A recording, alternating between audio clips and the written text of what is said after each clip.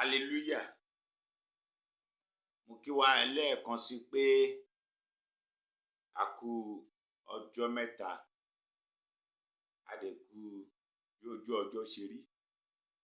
Àánú Ọlọ́run ọ̀gá ògo a máa bá gbogbo wa gbé o. Ó péjọ mẹ́ta tí ẹ̀ríru wọ́nrọ́ yìí láti ọwọ́ mi. Iṣẹ́ Ọlọ́run ń tẹ̀síwájú. Àǹfààní ńlá rí gbà, orí ọ̀fẹ́ la sì rí. Tí Ọlọ́run kà wá mọ́ àwọn ìránṣẹ́ rẹ̀. Kì í ṣe mímọ̀ ṣe, kì í ṣe ọgbọ́n orí wa. Gẹ́gẹ́ bí bàbá mi olórin ẹ̀mí, bàbá mi Òjó Adé ti máa ń wí. A ní èmi ẹni ọ̀bá tà lọ́jà, kàn fi rọ̀tùpà wálé. Tó bá jẹ́ tọ̀rọ̀ ìwé, Ọlọ́run fi máa ń pè ní ṣíṣẹ́ ni kò ní perú àwa. Tó bá dẹ̀ jẹ́ tọgbọ́n ni kò ní perú wa.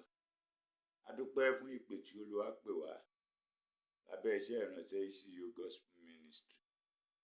Gbogbo èèyàn mọ̀ sí Salvation is Free. Gba àdúrà fún wọ tí orí mi wọ̀. Ògo Ọlọ́run kó bú jáde lára rẹ̀ ní orúkọ Jésù. Gbọ́ kí lóhun tí a fẹ́ gbàdúrà lé lórí. Òun ni mo pè ní ẹ̀mí gbèsè. Kí ni mo pè? Ẹ̀mí gbèsè. Ó ti sọ ọ̀pọ̀lọpọ̀ di olórí ìbú. Ẹ̀mí gbèsè ti rán ọ̀pọ̀lọpọ̀ lọ́rùn. Nítorí pé bẹ́lòmíì bá rẹ́ni tó jẹ ń gbèsè rẹ̀, á fẹ́ lè sá wọlẹ̀. Torí kí ni? Ẹ̀mí gbèsè ni. Orí ọmọbìnrin yẹn nínú ìwé àwọn ọba kejì. Ìwé àwọn ọba kejì. Jẹ́ ká jọ kà. Ìwé àwọn ọba kejì. Orí 4, ẹsẹ̀ 1 dé 7. Torí àkókò bí Bíbélì ẹ kò ṣí. Ìwé àwọn ọba kejì. Orí 4, ẹsẹ̀ 1 dé 7. Ọmọbìnrin yẹn wò ó lọ bá Èlíṣà. Ó ní, Èlíṣà, ìránṣẹ́ rẹ kú. Tó sì mọ̀ wípé ìránṣẹ́ rẹ bẹ̀rù Olúwa. Ó ní ìbẹ̀rù Olúwa dáadáa. Wọ́n ti kú. Àwọn onígbèsè sì wá láti wá kó àwọn ọmọ mi lọ fi ṣe ẹrú. Gbọ́, ọmọ rẹ ò ní ṣẹrú nípa gbèsè tó jẹ ní orúkọ Jésù. Mo wí gẹ́gẹ́ bí ikọ̀ àti ìríjú Ọlọ́run tí a pè tá ránṣẹ́. Gbogbo ẹ̀dá tó fẹ́ kí ọmọ rẹ ṣẹrú lórúkọ Jésù, ọ̀run gbà ẹ́ lọ́wọ́ wọn ní orúkọ Jésù Kristi. Gbọ́ dáadáa, gbèsè á máa mú èèyàn ṣẹrú. Gbèsè á sì máa pààyàn. Tó bá tún wo inú ìwé àwọn ọba yìí kan náà, àwọn ọba kìíní. Báwo ní ìwé àwọn ọba kìíní? Orí 17.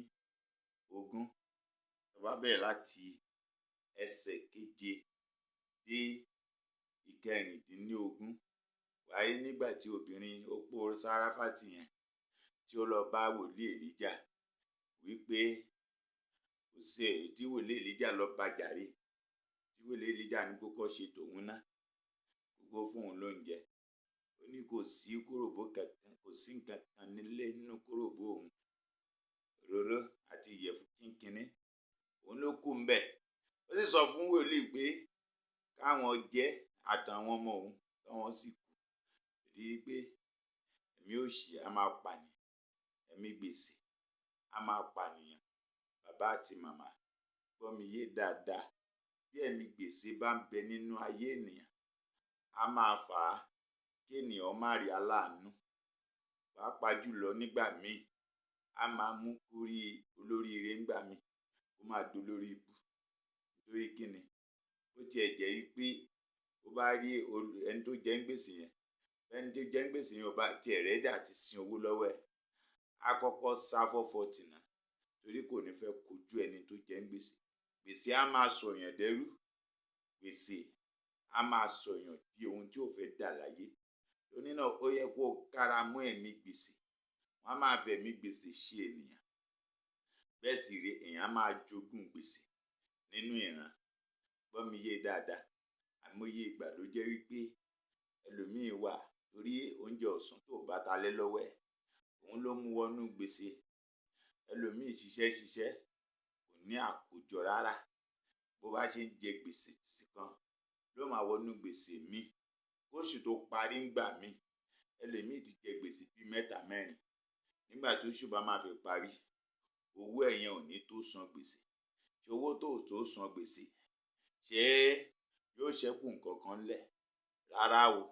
Pariwo sọ fún Olúwa, mú mi kúrò ní oko gbèsè ní orúkọ Jésù. Nínú ká tó wọnú àdúrà lọ, mo fẹ́ kí òye ọ̀rọ̀ yìí kó yé ọ dáadáa.